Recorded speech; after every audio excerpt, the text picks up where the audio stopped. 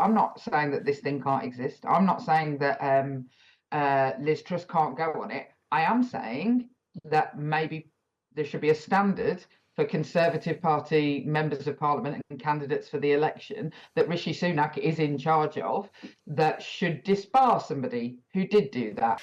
Do you have any idea whether or not Liz Truss is going to go ahead with this interview?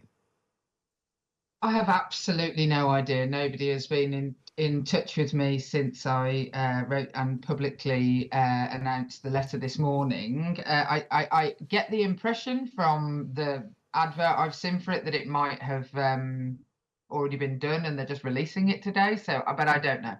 Right, OK. Let's talk a little bit then about your own experience with this man, Carl Benjamin, back in 2019. What happened? I had been talking about how women face terrible threats and abuse online. I think I'd been speaking specifically about how often for female MPs or women online generally, that the abuse and threats they get are ones that are of sexual violence. And I have suffered that many times, people threatening to rape me in all sorts of different and awful ways. And it became sort of, there was a famous thing called Gamergate, where there were some women where this terrible thing had happened online. So it was a sort of phenomenon that was happening at the dawn of the sort of social media. And I had talked about it. And this man, who I had no knowledge of at all, under a pseudonym online, sort of started what became a sort of complete dogpile on me. But he said that, he basically was like, I wouldn't even rape Jess Phillips, as if being raped is a prize.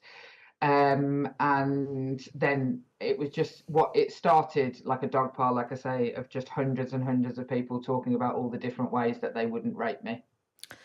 Right, so that's the background. Little wonder then that you're not keen on Lotus Eaters. I absolutely get it.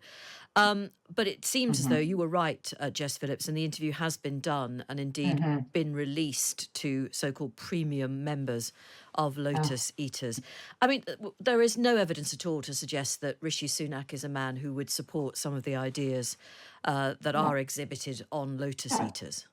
No, I don't have any reason to believe that, no. So what has he replied to your letter? No. I mean, to be fair to him, he's out on the campaign trail and he only sent it at about 10 o'clock this morning, so I will give him some time.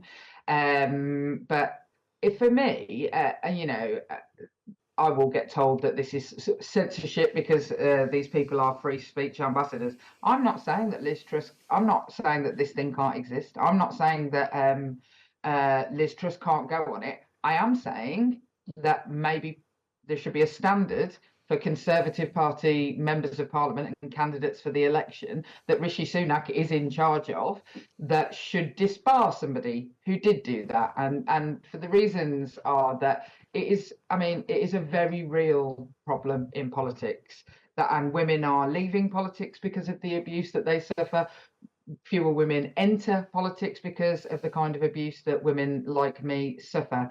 And just the very nature of the sort of misogyny. This man, when interviewed, said that he had set out to target me. I have absolutely no idea. And Liz Truss will have had people. She has people who work for her that before she went on, she would have known that it was the platform created by this man. And if she just Googled his name, almost certainly the first thing that would have come up would be that this man did this to me. Right. And so so she will have done it knowingly. I just want to know whether Rishi Sunak thinks that. Well, I think that she's not fit to be a candidate in the election for this reason. I want to know if Rishi Sunak agrees with me. Interestingly, we've had a WhatsApp message from a listener who says, much to my chagrin, my son came upon the Lotus Eaters podcast during lockdown.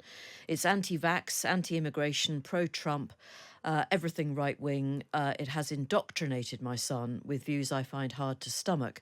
I can't prevent him listening to them as he's in his middle 30s, but I do find it very concerning. So that lady just will give listeners an idea of the sort of content that exists on the platform. And of course, there's nothing wrong with having a sensible and reasonable debate about immigration. But it's worth saying, Jess, that I've tried to understand what Lotus Eaters offers, and Carl Benjamin's explanation is that you can't call Lotus Eaters a hateful platform. A core part of its mission, he says, is to nurture men with chests.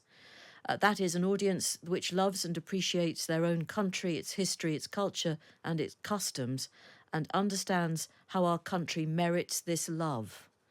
Well, I'm married to a man with a chest, and I bore 2 children from my womb, who are men with chests.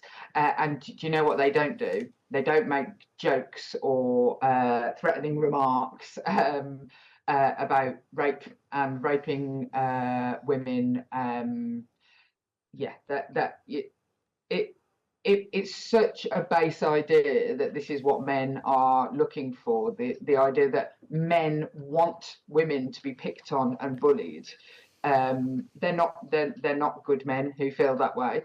But it's also just a really, really, really. These people call me a man hater. I think you've got to really, really hate men to think that this is what they're after. Yeah, I mean, is Liz Truss guilty of extreme naivety, or is she more calculated than that? Liz Truss was the Prime Minister of our country. So I think naivety might be a little bit naive of us to think that she wouldn't have had people to look into it. Unlike Liz Truss, I don't have taxpayer paid for security 24 hours a day. So Liz Truss has a whole office of people who are paid for by the taxpayer to look into this sort of thing. So it was calculated. Liz Truss is grifting for the right-wing dollar for the future. I'm sure you were going to invite her to have a right of reply. That is merely my opinion. Liz Truss just will go like a paper bag in the wind for wherever's good for Liz Truss. And she doesn't care that this has brought back this man essentially into my life again. She doesn't care that she is basically promoting somebody who is Phil, I'd be delighted if she would come on and say otherwise. She looked at this and she thought, I don't care that he has done this to female politicians. I'm going on anyway, because it's probably got some, I don't know, some grift attached to it that she'll be able to make some cash out of later. We did ask Liz Truss or a representative to come on the programme, and they are not making any comment. While you're on, though, Jess Phillips, we have got to ask you, you've been talking about the way female politicians are treated or have been treated in the past. What about Diane Abbott and the way she has been treated by the Labour Party? Where are we up to now? I have been out on doorsteps all day. Where are we up to? Is Diane Abbott allowed to stand now? Not, well, she says she isn't. She says she isn't. Keir Starmer says she can.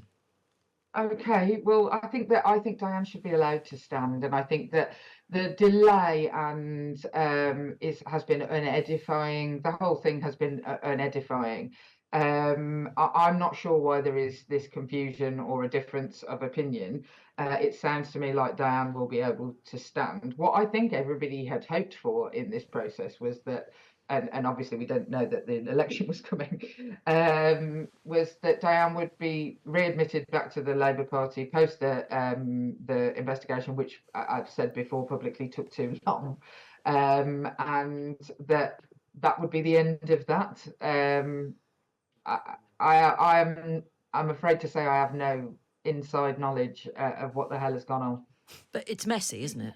Oh yeah, it is messy, and this isn't what you want to be talking about during a general election campaign. I don't want to be talking about Liz Truss. None of it is particularly ideal. No. And it has been a mess, and I don't think anyone would look at it in the future and think, oh, we'll do that again. Actually, you say you don't want to talk about Liz Truss, but I imagine weaponising the memory of Liz Truss might not be a bad thing for the Labour Party. Well, do you know what? Funnily enough, when I wrote the letter and decided to make it public and speak up about this, there are some considerations that I have to make. It's better for the Labour Party if Liz Truss stays as a Tory MP, isn't it? That's actually better for us. But then I just had to think it's not right, and it shouldn't be allowed. And our politicians should do better. Our political parties should have far higher standards. And so, yeah, actually the calculation of me asking for him to kick Liz Truss out, I imagine Rishi Sunak wants to.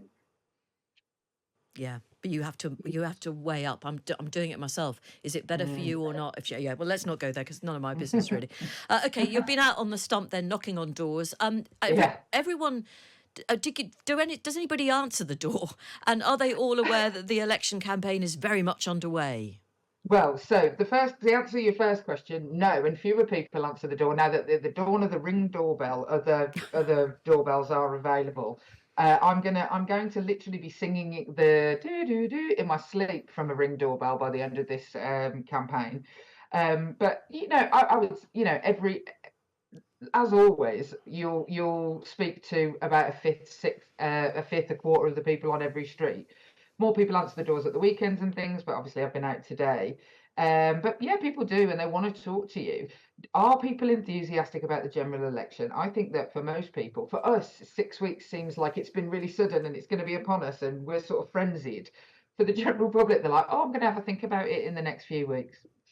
Right. Okay. Thank you. Well, they can do lots of listening to news about it here on the election station, Times Radio. Jess Phillips, thank you very much. Labour MP for Birmingham and Yardley, although after tomorrow we can't call her an MP anymore. No. We at Times Radio are very much here for all of your thinks, and we will be All of our here for all thinks. of your thinks until July But the it is an 4th. interesting question, isn't it, about Liz Truss and whether or not they would want her to stay? Well, I'm very interested to hear Rishi Sunak's response to Yeah. Jess Phillips' letter, because the facts are there, as Jess Phillips has told them, and it is there in print what Carl Benjamin threatened to do or not do, or would have preferred to do or not do to Jess Phillips. And I think we can safely say that that's in the public domain, and Liz Truss's people would have known. It's not going down well with you, our listeners, this afternoon. Lisa says, Liz Truss is not naive. She is an attention seeker who will do anything to keep Liz Truss in the headlines. And hello, Jane and Fee. I'm a man with a chest. Pat says that very proudly, and I think Jess Phillips rocks. And Scott goes a little bit further to say Liz Truss is political incel, radicalised by the extreme right. She tries to present herself as some sort of Cassandra when in fact she is a disgrace.